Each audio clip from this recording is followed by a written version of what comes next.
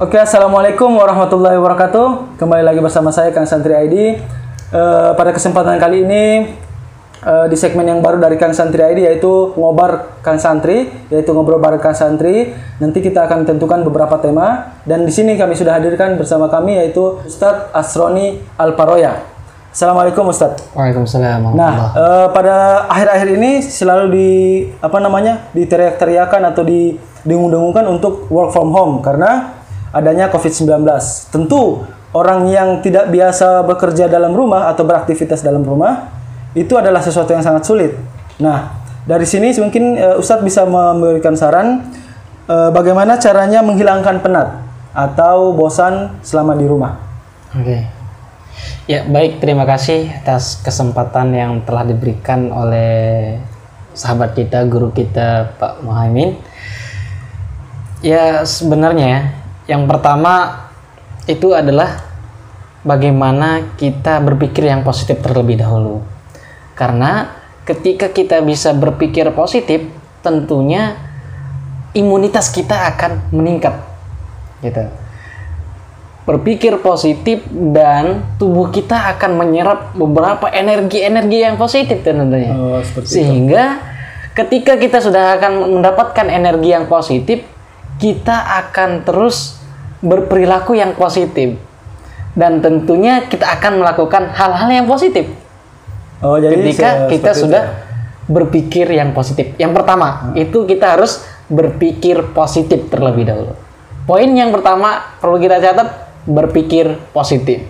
Karena pikiran yang jernih akan mengalahkan pikiran yang jenuh. Seperti itu. Yeah. Itu yang pertama. Yang kedua, ketika kita sudah berpikir positif, maka tadi kita akan mendapatkan energi yang positif atau tenaga yang positif, sehingga kita akan melakukan hal-hal yang positif. Nah, kemudian kita niatkan dalam hati bahwa saya harus melakukan hal-hal yang positif. Dengan cara apa? Pertama, sekarang ini kita punya namanya gadget, smartphone. Gadget. Ya, gadget atau smartphone, yang handphone yang cerdas itu. Kita bisa berkumpul dengan hal-hal yang positif, orang-orang yang positif atau komunitas-komunitas yang positif. Jadi tidak masalah bahwa kita bukan berarti kita bekerja dalam rumah itu kita terpisah dengan orang-orang yang di sekitar kita. Bahkan kita bisa mempererat tali silaturahim kita melalui gadget dengan tentunya dengan memilih komunitas-komunitas yang positif. Sekarang mau jadi apa? Mau jadi writer, penulis. Sekarang ada komunitasnya. Silakan Anda bergabung di komunitas penulis yang online gitu. Anda mau jadi pengusaha, pembisnis, Anda bergabung dengan komunitas yang menyediakan bisnis. Anda mau mahir di kursus bahasa Inggris, sekarang udah ada yang online gitu. Sekarang udah terbuka lebar. Tinggal bagaimana Anda mencari informasi dan memilih informasi itu gitu. Jangan sampai sekarang banyak banget sih juga yang komunitas-komunitas yang negatif juga banyak gitu kan. Yang kedua, bukan hanya di online saja. Untuk kita menghilangkan jenuh, ya kita pun punya tetangga. Masa enggak kita hidup di hutan kan? Enggak, gitu kan? Work from home itu bukan berarti kita dikurung, diisolasi gitu. Iya diisolasi, iya, cuman enggak terlalu seperti hidup di hutan. Kita punya tetangga, kita punya kerabat, ya kita selani. Namun jangan lupa social distancing itu harus. Ya, protokol kesehatan. Physical distancing itu harus gitu. Cuman ya kita ngobrol santai, rileks, berbagi, ya harus ada seperti itu, seperti ini kan. Ya harus luangkan waktu untuk ngobrol bersama kerabat-kerabat sekitar gitu. Ya itu mungkin yang perlu. Atau juga mungkin punya hobi nanam, berkebun ya. Berkebun. Ya sekarang memelihara hewan gitu kan bisa untuk menghilangkan jenuh. Sekarang berkebun itu bisa di rumah juga. Iya. Ya, bisa di rumah. Anda tanam kangkung, tanam timun, terus bayam, semuanya, sawi dan sebagainya bisa di rumah. Bikin saja. Gitu. Banyak kok yang jual bibit-bibit online gitu, kayak timun, kangkung gitu. Ya searching aja caranya menanamnya, apa aja gitu kan yang dibutuhkan untuk nanam di rumah gitu kan bisa. Bisa siram ya kan, kalau bosan pagi siram. Kan lumayan untuk menghilangkan rasa jenuh. Karena kalau udah ada tanaman yang kita lihat, yang hijau-hijau yang kita lihat kan insya Allah tuh hati kita akan jernih, pikiran kita akan Ya, jernih. sehingga kita melakukan hal-hal yang positif. Cocok, Ustaz. Ya pasti orang-orang sukses itu kita belajar dari orang-orang sukses, orang-orang hebat ya. Dia pasti memanage waktunya sedemikian mungkin. 1 detik, 1 menit bagi dia itu sangat berharga sekali. Nah, itu yang kita pelajarkan. Nah, jadi ya itu kita harus mengatur waktu. Artinya kita harus menulis gitu. Kita harus menulis waktu-waktu kita, mulai dari bangun tidur sampai tidur lagi. Itu harus ditulis dan harus membangun komitmen dengan diri kita sendiri. Meskipun kita sudah tulis misalnya waktu kita dari bangun tidur sampai tidur lagi, tapi ketika kita tidak membangun komitmen terhadap diri kita, ya sama saja gitu. Nah, itu harus adanya komitmen itu sih. Oke, baik Ustaz. Jadi kita harus berpikir positif dan juga melakukan hal-hal yang positif. Ya. Oke, Ustadz Asroni Alparoya, mungkin pertanyaan kedua adalah apakah ada dampak positif dan juga dampak negatif dari COVID-19 ini? Bagaimana menurut Ustadz? Ya, untuk dampak positif dan negatifnya pasti dalam segala sesuatu Pasti ada. Pasti ada. Entah itu negatif atau positif. Begitu juga dengan perilaku seseorang. Pasti ada yang pro dan ada yang kontra dalam menyikapinya itu. Nah, kira-kira dampak positif terhadap manusia apa, atau dampak positif terhadap bumi atau bagaimana? Ya, pertama untuk dampak positif di bumi, ya tentunya kita akan mendapatkan, bumi akan lebih leluasa dalam beraktivitas lah itu. Polusinya lebih menurun gitu kan. Sekarang udaranya makin segar gitu. Karena di masa COVID-19 ini tidak adanya pabrik-pabrik yang menjalankan aktivitasnya, berkurang ya, sehingga berkurang gitu kan. Kita juga segar lah gitu. Dan ada juga kita baca di media kan lapisan ozon itu kan menimbal kembali. Oh iya, kembali ke normal ya. Ke normal. Yang kemarin dia mencair dan kita juga merasakan panas yang luar biasa. Dan sekarang ya alhamdulillah tuh lebih adem, udaranya lebih adem. Nah, itu dampak terhadap positif terhadap alam. Gimana? Apakah ada dampak positif terhadap manusianya? Iya, dampak positif terhadap manusia tentu pasti ada lah. Iya. Yang pertama itu di dalam rumah kita dulu. Oh iya. Di keluarga kita. Ketika kita di masa COVID-19 ini kita akan lebih dekat dengan keluarga tentunya. Kita akan lebih sering ngobrol, yang dulunya ketika sebelum masa COVID-19 kita disibukkan dengan kerja, kita disibukkan dengan dagang ataupun aktivitas-aktivitas yang ada di luar rumah. Dan sekarang di masa COVID-19 ini kita lebih dekat sama keluarga. Tentunya ya harus dengan hal-hal yang positif juga gitu. Kita ngobrol yang baik dengan keluarga, kita jalin silaturahim dengan keluarga, kerabat gitu. Kadang-kadang juga ada yang tidak sama sekali pernah ngobrol sama keluarganya karena kesibukannya yang luar biasa gitu. Sehingga momen ini yang tepat untuk berkumpul bersama keluarga. Betul. Momen ini mari kita manfaatkan momen ini untuk menjalin keeratan dengan keluarga kita gitu. Ada juga yang ya namanya misalnya ya bukan hanya di kota metropolitan yang terjadi seperti ini, tapi di kota-kota besar lainnya, kayak misalnya ya di kota-kota besar lainnya atau di kampung-kampung kita juga ada yang tidak mengenal tetangga sekitar karena kesibukan yang luar biasanya gitu. Sehingga tidak mengenal ya. Iya, ya kita tidak kalau di metropolitan, kota metropolitan kita tidak menafikan lah.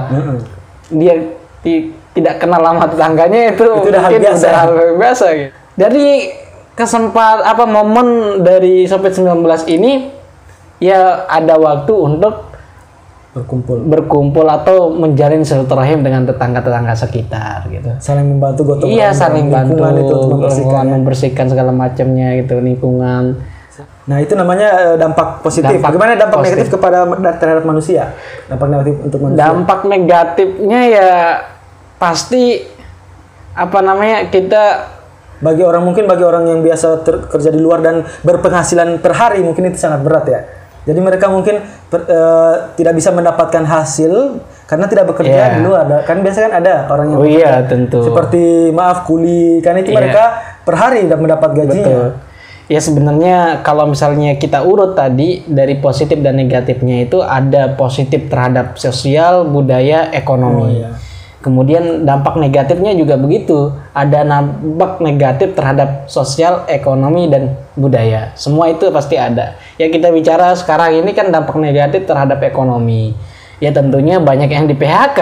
Perusahaan-perusahaan sekarang sudah udah mengurangi karyawannya atau mem-PHK-kan karyawannya. Sehingga pengangguran juga meningkat dan sebagainya. Itu terhadap ekonomi ya, terhadap ekonomi, sosial juga gitu. Ketika itu terjadi kan dampak dari itu semua ya terjadi meningkatnya Tapi alhamdulillah pemerintah kita sigap terhadap COVID-19 ini sehingga banyak bantuan yang datang dari melalui RT mungkin sehingga disalurkan kepada orang-orang yang berhak menerima. Bukan begitu, Ustaz? Iya. Kalau misalnya yang kita lihat di media sih ya alhamdulillah lah gitu kan. Ada kan kita lihat ada berapa triliun yang dilontarkan oleh pusat kepada untuk kepada masyarakat terdampak gitu ya. Ya semoga semua yang itu tepat sasaran bisa disalurkan pada orang yang tepat sasaran. Ya kita bersyukur. Nah, oke Ustadz, yang selanjutnya kan kalau Ustadz ini kan sebagai pendakwah, dai. Jadi mungkin kalau pendakwah itu mungkin ya yang mindset orang yang dulu sebelum era digital bahwa dai itu kita butuh panggung, panggung untuk menyampaikan apa yang kita tahu. Nah, mungkin apa dampak untuk sekarang sebagai Ustaz sebagai pendakwah dengan adanya COVID-19 ini? Dan juga mungkin Ustaz bisa memberikan strategi yang tepat bagaimana pendakwah bisa tetap eksis memberikan tausiah-tausiahnya. Iya. Sekarang kan dunia digital udah begitu canggih ya. Media-media sosial juga udah menyediakan fitur-fitur yang luar biasa gitu. Yang bisa bisa tatap muka langsung gitu dan bisa live langsung gitu kan, banyak sekali gitu. Ya kita bersyukur guru-guru kita juga sekarang sudah beralih ke dunia digital sekarang. Dan itu memang udah dituntutan bahwa iya betul, tuntutan kita harus mengikuti perkembangan dunia hari ini, dunia digital gitu. Ya memanfaatkan media sosial ya kan, kayak misalnya ya yang pada umumnya kita ketahui lah Facebook, Instagram gitu kan, YouTube gitu kan udah banyak banget sekarang fitur-fiturnya ya gitu. Ya tapi ya tentunya pasti negatifnya juga pasti ada gitu kan. Negatifnya karena kita nggak fokus kadang-kadang gitu.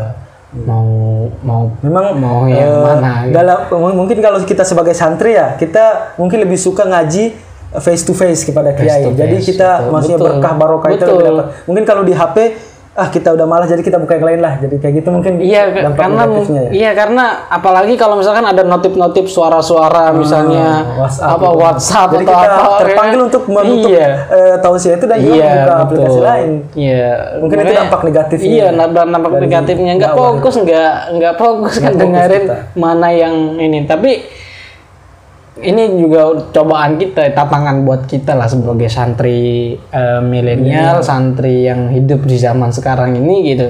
Ya harus bisa benar-benar membawa diri gitu. Ya kita harus benar-benar ngikut saran kiai gitu kan, ya harus benar-benar gitu.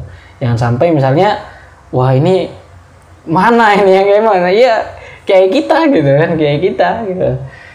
Bahwa ya benar tadi cobaannya itu sangat banyak gitu. Itu sebenarnya yang paling tinggi dari ilmu itu kan adab, yang lebih tinggi dari ilmu itu adab. Kalau adab kan meskipun kita tidak berada di depan kiai, artinya meskipun kita ngaji online, tetap harus ta'zim gitu. Harus mengedepankan adab itu.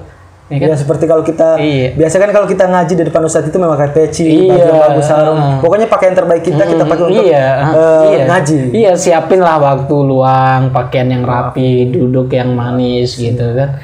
Udah suci kan? Jadi sehingga ilmu antara online dan juga nyata itu tidak berkurang. Betul, tidak berkurang esensinya dari pengajian tersebut. Betul. Yang kemudian juga ambil buku catatan gitu kan, duduk yang manis. Tapi yang namanya sekarang kan ya itu kebosanan itu yang paling penyakit yang paling sekali dihilangkan itu kebosanan. Kadang-kadang ya namanya kita ngelihat di time 30 menit aja udah segan untuk melihat itu. Karena itu online itu mungkin kalau di depan mungkin kita nggak betul. Ya karena itu tantangan kita. Ya harus benar-benar tadi hati kita itu harus dibimbing lah. Siapa lagi kalau misalkan yang membimbing kita kalau tidak hati, jiwa dan pikiran kita sendiri yang menakodai diri kita gitu. Kalau nggak ada siapa yang mau menakodai gitu. Jadi begitu kira-kira strategi dakwah di tengah COVID-19. Jadi kita harus perlu memanfaatkan sosial media yang kita punya dan juga kita tetap ta'zim terhadap betul dalam membuat pengajian di online tersebut. Nah, Ustadz kembali mungkin ke ekonomi. Jadi mungkin beberapa saudara-saudara kita yang kurang beruntung mungkin ekonominya menurun. Dan mungkin kita juga akan kalau kita berdiam terus di rumah tanpa bekerja mungkin ini kita akan menurun, ekonomi kita atau keuangan kita menurun. Nah, mungkin ada strategi dari Ustadz atau bagaimana cara mengatur keuangan. dalam masa pandemi ini agar kita hemat gitu, mungkin saran dari Ustadz. Iya. Cara mengatur keuangan ya tentu ini yang sebenarnya yang paling sulit yang saya jelaskan ketika tidak ada pendapatan sama sekali. Itu dia ya. Itu dia. Pada saat ini, itu yang saya sulit ini. Kita jelaskan sulit lah, karena bukan tugas kita. Ya, bagaimana untuk mengatur mungkin memanage yang tugas itu kan tugas pemerintah pusat, bagaimana memberikan bantuan kepada teman-teman yang terdampak COVID-19 gitu kan. Itu yang mungkin tidak ada pendapatan sama sekali gitu. Nah, coba kira-kira yang bagaimana kalau misalnya ada pendapatan minimal 500.000 atau misalnya 1 juta atau 1.500.000 atau 2 juta ya mungkin bisa lah gitu kan gitu. Ya caranya pertama ditulis dulu kebutuhan-kebutuhan yang primer atau kebutuhan yang pokok. Memang itu dibutuhkan sama sekali, kebutuhan primer ya kayak misalnya beras, minyak, gula, sembako dan lain sebagainya lah gitu. Itu yang diprioritaskan terlebih dahulu dan ya ditakar sedemikian mungkin lah gitu supaya bulan ini, minggu ini habisnya berapa kilo, berapa liter gitu atau berapa ratus ribu sehingga gaji yang memang tadi pas gitu ya harus di manage dengan sedemikian rupa. Artinya ketika barang-barang yang sekunder yang non pokok gitu ya itu mungkin nanti kita ini dulu gitu, kita prioritaskan yang primer dulu, kebutuhan yang primer dulu gitu ya, kayak misalkan minum gitu kan itu primer, sabun gitu. Jangan sampai dekil nanti pas 19 ini stay at home bukannya tambah bersih malah tambah dekil gitu. Karena apa? Buat beli nggak beli sabun, nggak beli sampo, nggak beli apa gitu. Itu, iya. Yang kemudian yang kedua menginvestasikan sebagian dari uangnya itu kepada hal-hal yang bermanfaat. Tentu sekarang bisa jualan online gitu. Jualan online. Sekarang contohnya saya misalnya. Kayak misalkan saya kan owner Allshop Alparoya. Kan sekarang saya mempunyai atau mendapatkan beberapa fitur yang menyediakan reseller gitu. Reseller atau dropshipper. Artinya kita nggak stok barang, kita nggak packing barang, kita nggak nganter-nganter ke jasa-jasa pengiriman, kita cukup di rumah saja, kita bisa jualan wirausaha sehingga bisa menghasilkan menambah isi dompet kita gitu. Dengan apa tadi? Dengan menginvestasikan harta kita untuk hal-hal yang positif atau hal-hal yang menyediakan sesuatu yang menyediakan reseller, dropshipper atau yang lainnya gitu. Yang lainnya. Tapi yang sekarang ini ya itu tadi menjadi reseller atau dropshipper itu memang hal yang paling tepat untuk dilakukan sekarang ini. Karena kita nggak stok barang, nggak packing barang, nggak keliling-keliling ke jasa-jasa pengiriman gitu. Kita cuman duduk di rumah, pegang HP, ada internet, udah kita bisa jualan. Ya coba-cobalah Bu. Kalau misalnya ini nanti gabung, mari hubungi saya nanti yang teman-teman yang mungkin mungkin saya tulis di deskripsi ya.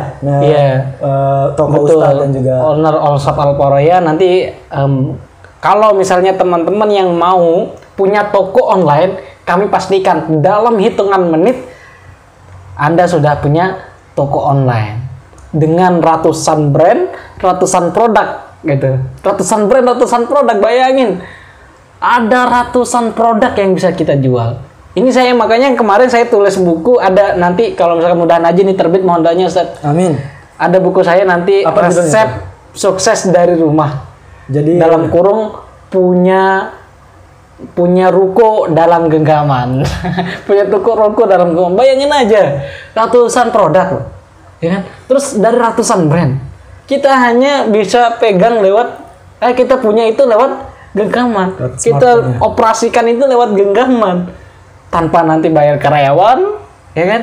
Tanpa ya bayar sewa gedung dan sebagainya. Kita hanya modal HP dan kuota internet, udah bisa jualan. Jadi memang kalau dalam jual online itu ada strategi yang tepat ya, agar iya, ada strateginya, ada ilmunya sehingga jualan bisa laris, laku dan sebagainya gitu. Nggak cuman posting, yuk beli, enggak begitu. Wah, siapa yang mau beli yuk di toko kami? Enggak begitu. Ada strategi yang bisa menarik minat dari pembeli itu. Ini yang penting. Nanti makanya tadi mari kita bangun komunitas yang sehat kami di All Shop Al-Poroya. Dan juga nanti teman-teman yang mau bergabung di Santri Motivator School boleh. Ya Ustaz, boleh nanti. Iya. Oke, berarti kontak Ustadz dan juga All Shop Ustadz. Iya, boleh. Taruh di deskripsi ya. Ya alhamdulillah tuh Santri Motivator School sekarang Ustaz sudah tersebar di seluruh Indonesia, seluruh wilayah. Jadi setiap wilayah itu ada koordinatornya masing-masing. Luar biasa. Yang tugasnya setiap hari-hari teman-teman itu artinya yang member, kalau misalkan sudah bergabung bersama Santri Motivator School itu menjadi member. Dan dia tugasnya hanya satu gitu.